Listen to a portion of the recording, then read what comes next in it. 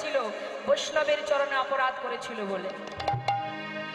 তাই বলবো বারবার চরণ ধরে, কথা বলবেন না। যদি মনে হয় ঘুম আসছে ঘুমাতে যাবেন ঘরে, কিন্তু কখনো কারোর কাছ থেকে কোনো অপরাধমূলক পাপ কর্ম করবেন না। মহাজন বললেন, হরিনাম যদি কেউ করে হৃদয় মাঝে কৃষ্ণ প্রেমের উদয় হয়, আর যদি হরিনাম কেউ শোনে তাতে তার অজ্ঞানতার অন্ধকার দূর হয়ে যায়। বাবা আমার দিকে তাকান, আপনার বাড়ি কোথায় বলুন? দেখুন, আমরা যে বাবা প্রকৃত জ্ঞান শূন্য, কেউ যদি আপনারা ভাবেন যে আমার প্রকৃত জ্ঞান আছে, হ্যাঁ ভুল। আমরা সবাই অজ্ঞান হয়ে পড়ে আছি, আমাদের প্রকৃত জ্ঞান কারোরই নেই। মা বলুন আপনার বাড়ি কোথায়? আপনাকে জিজ্ঞাসা করছি। এইখানে বাড়ি আপনার? এখানে ঠিকানা, এখানে বাড়ি তাই তো? জায়গাটার নাম কি? রাজারামপুর। এখানে আপনার বাড়ি, এটা আপনার ঠিকানা তাই তো? আপনি এখানে থাকেন। এর আগে কোথায় ছিলেন? বাপের বাড়ি। বাপের বাড়িতে ছিলেন, তার আগে কোথায় ছিলেন জানেন না? আচ্ছা, যখন মারা যাবেন, মরতে তো সবাইকে হবে, মৃত্যুর পর কি এখানে থাকবেন? থাকবেন না। তাহলে কয়দিনের জন্য এখানে আসা? মাত্র কয়েকদিনের জন্য এখানে আসা। তাহলে এটা আমার ঠিকানা হয় কি করে? এটা আমার ঠিকানা হয় কি করে? এটা দুদিনের জন্য এসেছি। এর আগে কোথায় ছিলাম? এখানে ছিলাম না, অন্য কোথাও ছিলাম। আবার যখন মারা যাব তখনও এখানে থাকবো না, আবার অন্য কোথাও থাকবো। তাহলে এ তো দুদিনের জন্য আসা, কি করে এটা আমার ঠিকানা হতে পারে? এটা তো আমার ঠিকানা নয়। ছেলে মেয়ে বিদেশে যখন চাকরি করতে যায়, তাকে যদি পথের কোনো ব্যক্তি জিজ্ঞাসা করে যে তোমার বাড়ি কোথায়, সে তো তার নিজের ঠিকানাটা বলবে, সে তো সেখানকার ঠিকানা বলবে না। যে আমি অমুক জায়গায় থাকি, আমি দক্ষিণ 24 পরগনায় থাকি, কি আমি অমুক জায়গায় থাকি, এটা জায়গার নাম বলবে তো। তাহলে ঠিক তদ্রূপ একবার চিন্তা করুন, একটু আধ্যাত্মিক চিন্তা ভাবনা করতে হবে মা। আমরা কিন্তু কেউ এখানে, আমাদের এখানে কিছুই নেই, কোনো ঠিকানাই নেই আমাদের। যখন মাতৃগর্ভ থেকে ভূমিষ্ঠ হয়েছিলাম, আমার কোনো জাতও ছিল না। একটা ছোট্ট বাচ্চা যখন জন্ম নেয়, তাকে যদি আপনার সামনে আমি এনে দিই, যদি বলি বলুন তো কোন জাতি, বলতে পারবেন? যদি সেই বাচ্চার আপনাকে জিজ্ঞাসা করি যে এর বাড়ি কোথায়, ঠিকানা কোথায়, বলতে পারবেন? এর নাম কি বলা যাবে? কিছুই আমরা জানি না। একটা শিশুকে দেখলে বোঝা যায় না এ হিন্দু না মুসলিম না খ্রিস্টান, কিছুই আমরা বলতে পারবো না, তাই না? তাহলে এই যে ঠিকানা, এই যে জাত, এই যে নাম, সব কিছু এখানে এসে পাওয়া। কেউ আমাকে দিয়েছে তাই আমি ব্যবহার করছি। যে নামে আপনারা আমাকে চেনেন, এটা আমি এখান থেকে এসে পেয়েছি। কোনো একজন আমাকে এই নামটা দিয়েছে, সেই নাম আমি নিয়ে ব্যবহার করছি, কিন্তু এটা তো আমার আসল পরিচয় নয়। তাহলে যেখান থেকে আমি এসেছি সেটাই আমার আসল পরিচয়। আবার ফেরার সময় সেখানেই ফিরবো, তার মানে সেটাই আমার ঠিকানা? এটা তো আমার ঠিকানা নয় মা। সেই কারণেই শাস্ত্রে বারবার বলছেন, জীব অজ্ঞানতার অন্ধকারে ডুবে আছে। জীবের প্রকৃত জ্ঞান নেই। জীব তার জ্ঞান শূন্য হয়ে, অজ্ঞান হয়ে মোহের মধ্যে ডুবে আছে। মোহ, সংসার একটা মোহ আর মায়া, একটা বিচিত্র নাট্যমঞ্চ। তাহলে এই মোহ তো আমাদের চিরকাল থাকবে না মা। থাকবে? আজ আছে কাল থাকবে না, একদিন আমাকে ফিরতেই হবে। ফিরে যখন যাব, সেখানে গিয়ে বিচার দেব কি? মানব দেহ পেয়ে ভবে গিয়ে করেছিলে কি? মর্তধামে গিয়ে কৃষ্ণ নাম করেছিলি, তার সেবা দিয়েছিলি, তাকে ভালোবেসেছিলি? না, মায়ার সেবা করতে করতে আমরা যে তার দাস সেটা ভুলে গিয়ে প্রত্যেকে তো মায়ার দাস হয়ে বসে আছি। কিন্তু মায়া কতক্ষণ ভালোবাসে জানেন মা? মায়া তোমাকে ততক্ষণ ভালোবাসবে যতক্ষণ তুমি তাদের জন্য করতে পারবে। জগতে একজন আছে যার কথা না ভাবলেও সে তোমার চিন্তা করে।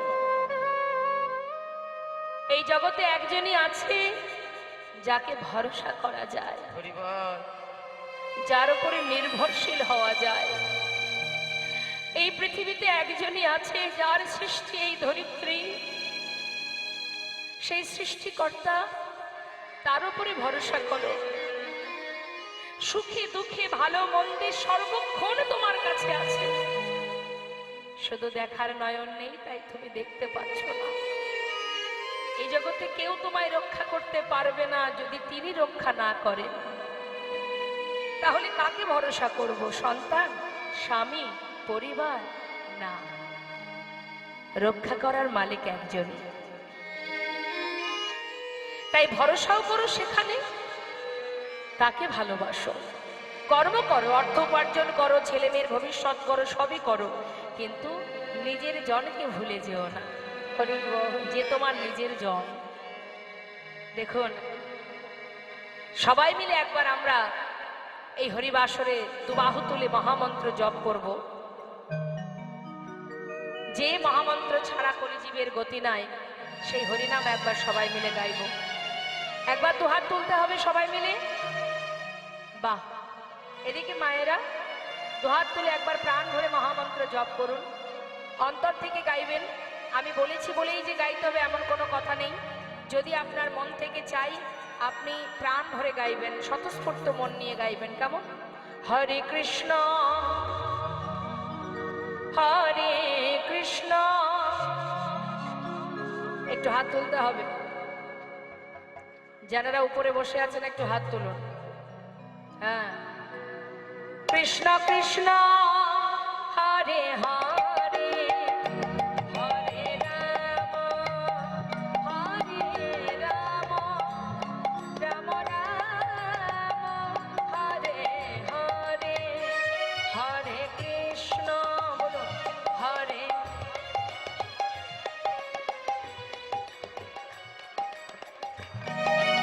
আরো জোরে।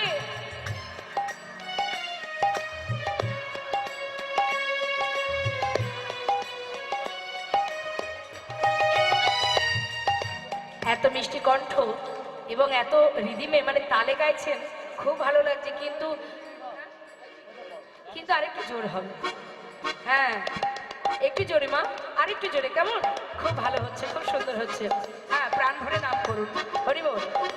হরে কৃষ্ণ হরে কৃষ্ণ, কৃষ্ণ কৃষ্ণ হরে হরে, হরে রাম হরে রাম, রাম রাম হরে হরে, হরে কৃষ্ণ বলো হরে।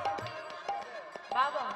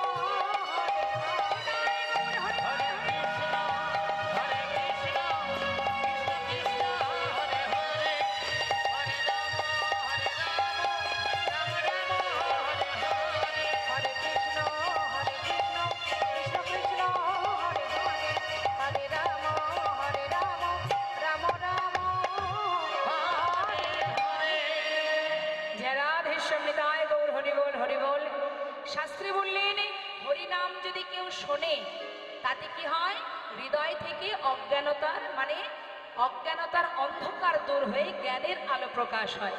আর যদি কেউ হরিনাম গায় তাহলে হৃদয় মাঝে কৃষ্ণ প্রেমের উদয় হয়। হ্যাঁ, তো আজ এই সুন্দর মহতী হরিবাসরে আমরা সবাই মিলে গৌর কথা শুনতে শুনতে লীলা কথায় যাব।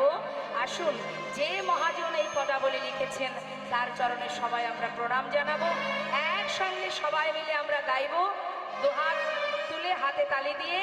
শ্রী গৌরাঙ্গের ভক্তগণে নিত্য সিদ্ধ করি মনে, শ্রী গৌরাঙ্গের ভক্তগণে নিত্য সিদ্ধ করি মনে, শ্রী গৌরাঙ্গের ভক্তগণে নিত্য সিদ্ধ করি মনে। জয় ব্রজেন্দ্র সুত পাশে রে, জয় ব্রজেন্দ্র সুত পাশে রে, জয় ব্রজেন্দ্র সুত পাশে রে, জয় ব্রজেন্দ্র সুত পাশে রে, জয় ব্রজেন্দ্র সুত পাশে। গৌরমণ্ডল ভরি যে বাজানে চিন্তা মন, গৌরমণ্ডল ভরি যে বাজানে চিন্তা মন, গৌরমণ্ডল ভরি যে বাজানে চিন্তা মন। তার হয় ব্রজধামে বাস রে, তার হয় ব্রজধামে বাস রে, তার হয় ব্রজধামে বাস রে, তার হয় ব্রজধামে বাস রে, তার হয় ব্রজধামে বাস। গৃহেতে বনেতে থাকো হা গৌরঙ্গ বলে ডাকো, গৃহেতে বনেতে থাকো হা গৌরঙ্গ বলে ডাকো, গৃহেতে বনেতে থাকো হা গৌরঙ্গ বলে ডাকো। নরোত্তম মাগে তার সঙ্গ, নরোত্তম মাগে তার সঙ্গ, নরোত্তমে মাগে তার সঙ্গ, নরোত্তমে মাগে তার সঙ্গ, নরোত্তম মাগে তার সঙ্গ। ঠাকুর নরোত্তম দাসের এই সুন্দর পদাবলী দিয়ে গৌরচন্দ্রিকা আস্বাদন করলাম। এই নরোত্তম দাস প্রথম কিন্তু মা বাংলাদেশের পদ্মা নদীর ধারে এই কীর্তন করেছিলেন খেতুরি ধামে। দোল পূর্ণিমা রাত্রে তিনিই প্রথম এই কীর্তন করেন। কোথায় হয়েছিল তাহলে এই কীর্তন? সর্বপ্রথম বাংলাদেশে, তারপর দিকে দিকে ছড়িয়ে যায়। আর গৌর হরি তিনি যে কীর্তন করেছিলেন সেটা হলো হরিনাম সংকীর্তন, অর্থাৎ মহামন্ত্র হরিনাম। হ্যাঁ, তো আসুন, আমরা এত সময় গৌর কথায় ছিলাম, এবার আমরা চলে যাব লীলা কথায়। তো লীলা কথায় যাওয়ার আগে সবাই মিলে দুটি বাহু তুলে আমরা একটা ভজন শুনতে শুনতে লীলায় চলে যাব। কেমন? জয় রাধেশ্যাম, জয় নিতাই, জয় গো। মায়েরা উলুধ্বনি জানেন? একটু শোনান। রাধে রাধে রাধে।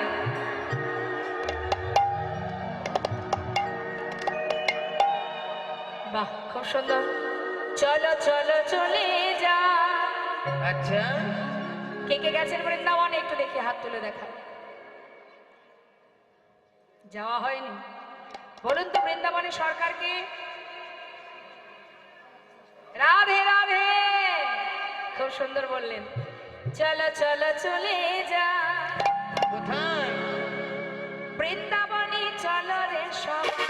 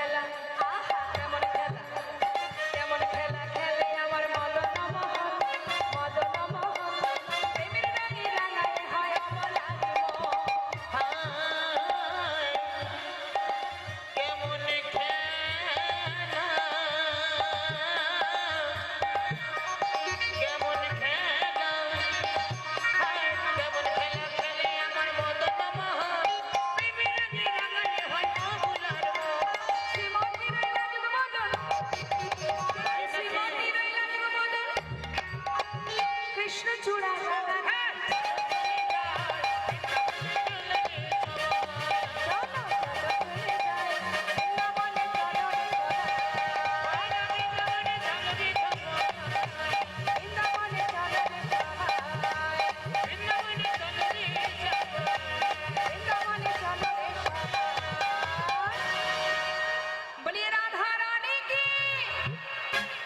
সবাই কিন্তু জয় দেন।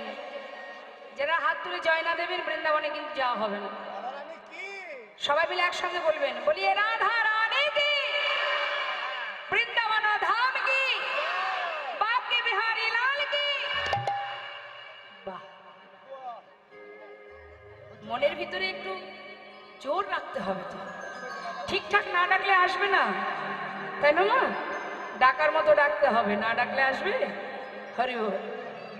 মধুময় শ্রীধাম বৃন্দাবনে ভগবান কৃষ্ণের সঙ্গে মিলন হয়েছিল যে ভক্তের কথা আমরা শ্রবণ করব। মুর্শিদাবাদ জেলার মস্ত বড় জমিদার, যার নাতি মস্ত বড় জমিদার গোবর্ধন দাস, যে বড় জমিদার, এই যে লালাকে ঠাকুর দাদা নাম রেখেছিল, যার নাম ছিল বাবা গঙ্গা গোবিন্দ সিংহ। এই গঙ্গা গোবিন্দ সিংহ, তার ছেলের নাম ছিল প্রাণ কৃষ্ণ সিংহ। একটু মন দেবেন কথার মধ্যে মা। আমাদের ভক্তের কথা কেন শুনতে হয় জানেন? ভক্তের জীবনী শুনলে কিছুটা অভিজ্ঞতা হয়। কি হয়?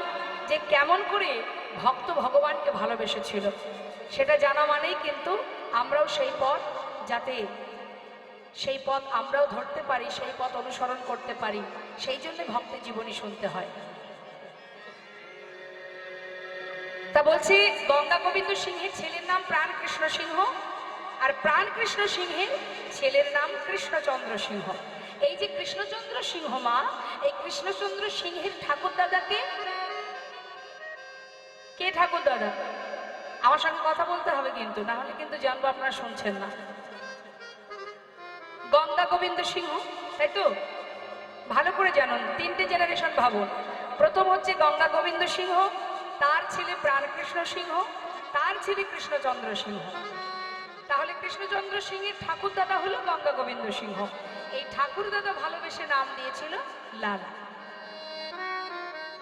তা এই লালা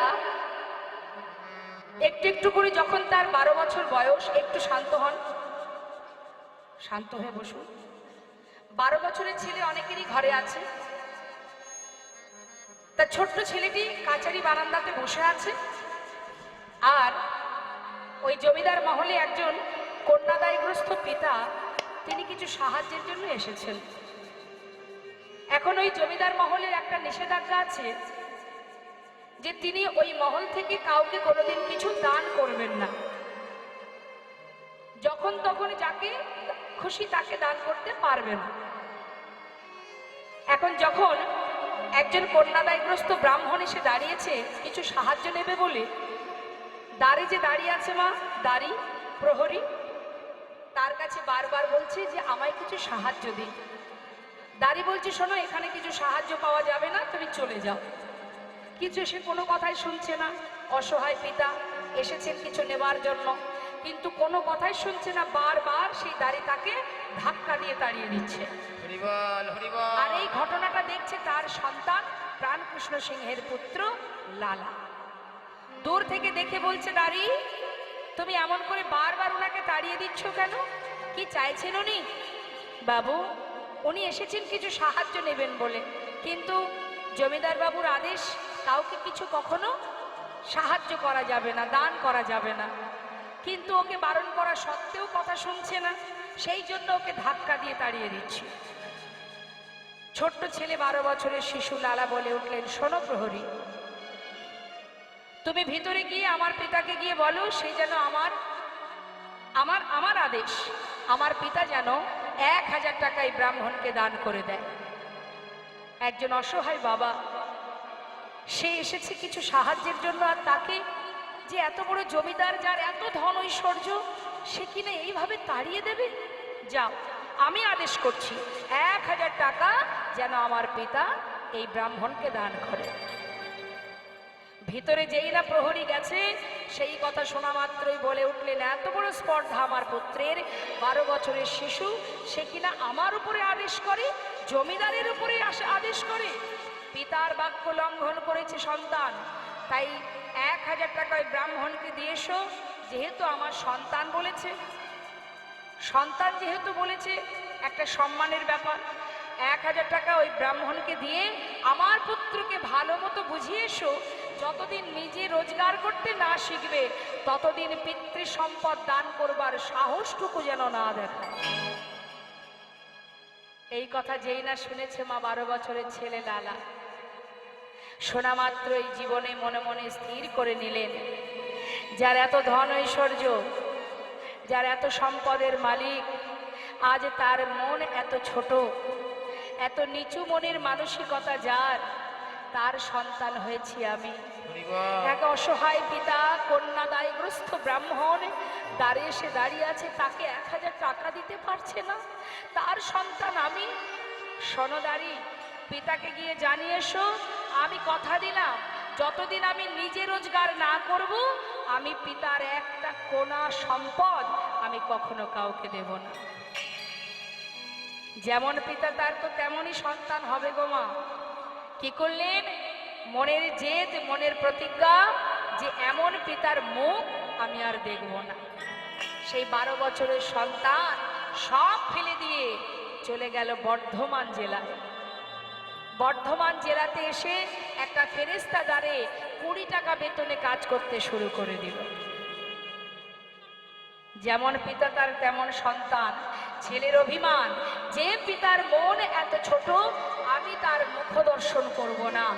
আর এদিকে বাবা, তার তো বয়স হচ্ছে, সন্তান চলে গেল, 20 টাকা বেতনে ফেরেস্তাদারে কাজ করতে শুরু করলো। আর এদিকে দেখতে দেখতে পিতা শয্যাশায়ী হলেন। কিন্তু এমনই ভাগ্য মা, সামান্য একটি ভুলের কারণে আজ চিরতরে সন্তানের বদন না দেখে প্রাণ হারাতে হবে। সমস্ত এলাকাবাসী, প্রজাবর্গ সবাইকে পাঠিয়ে সন্তানকে ফিরিয়ে আনার চেষ্টা করলো, কিন্তু কোনো মতেই ছেলে ফিরল না। শয্যায় শুয়ে শুয়ে চোখের জলে বুক ভাসিয়ে কাঁদছে প্রাণ কৃষ্ণ সিংহ। হে দয়াময়, এতদিনে আমি বুঝেছি, সামান্য একটি কথার জন্য চিরতরে সন্তানকে হারিয়েছি। এতদিনে যা কিছু আগলে আমি বসেছিলাম, এই বিষয়, সম্পদ, ধন, ঐশ্বর্য সবই আমায় ছেড়ে চলে যাচ্ছে। কিন্তু মৃত্যুর আগে নিজের পুত্রের মুখটি দেখতে পেলাম না। আমি ছাড়া আমার সন্তানের আর কেউ নেই প্রভু। আজ আমার সন্তানকে আমি তোমার চরণে সঁপে দিলাম, তুমি ওকে রক্ষা করো প্রভু। কাছে রক্ষা করো হে তুমি, হে ভগবান, হে জগতে সবই কিছু তোমারই তো।